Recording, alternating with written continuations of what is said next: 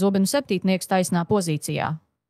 Kad zobenu septītnieks izkrīt taisnā pozīcijā, jaunais gads varētu būt izaicinājumu pilns, taču tajā pašā laikā tas būs laiks, kad tev būs iespēja pierādīt savu gudrību un taktiku. Šī kārts norāda uz situācijām, kurās jābūt vērīgai un jāplāno savas darbības rūpīgi. Ne visam, kas notiek apkārt, varēs uzticēties, bet tava spēja domāt stratēģiski tevi izcels. Attiecību jomā zobenu septītnieks var norādīt uz vajadzību būt uzmanīgai pret to, kas notiek. Ja esi attiecībās, iespējams, būs brīži, kad jutīsi, ka abi nerunājat pilnīgi atklāti, vai ir jautājumi, kas tiek atlikti malā. Tas būs gads, kad būs svarīgi uzturēt godīgu un atklātu saikni. Ja esi viena, šī kārts var norādīt, ka ir pienācis laiks izvērtēt, vai tu pati sev neliec šķēršļus ceļā uz jaunām attiecībām. Varbūt izvairies no konfrontācijas ar savām patiesajām jūtām vai bailēm. Darba un finanšu jomā šī kārts norāda uz gudru plānošanu un nepieciešamību izvairīties no riskiem. Tev var būt jāpielieto stratēģija un jāpārdomā savi soļi, lai izvairītos no situācijām, kas varētu tevi novest zaudējumos.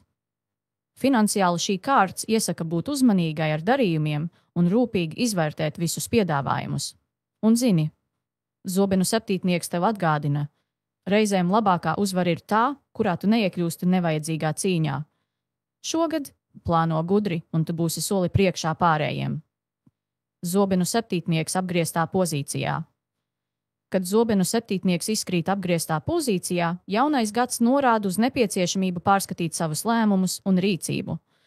Šī kārts bieži atgādina, ka atklātība un godīgums vienmēr ir labākais ceļš uz panākumiem. Iespējams, tev būs jāizvērtē, vai visas tavas darbības ir saskaņā ar tavām vērtībām.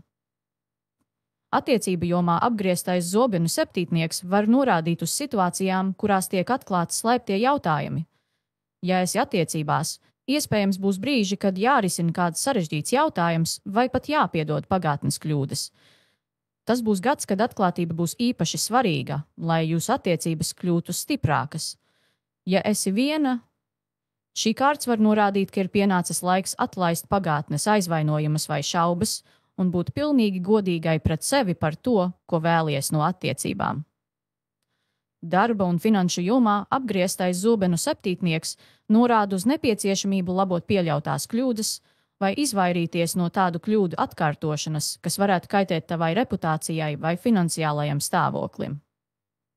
Šis ir gads, kad tev jābūt uzmanīgai un jāpārliecinās, ka visi darījumi un lēmumi tiek veikti pārdomāti un godprātīgi.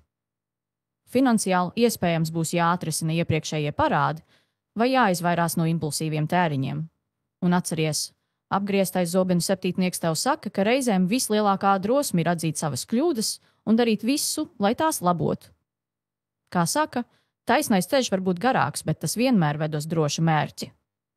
Šogad esi godīga gan pret sevi, gan pret citiem, un viss izdosies.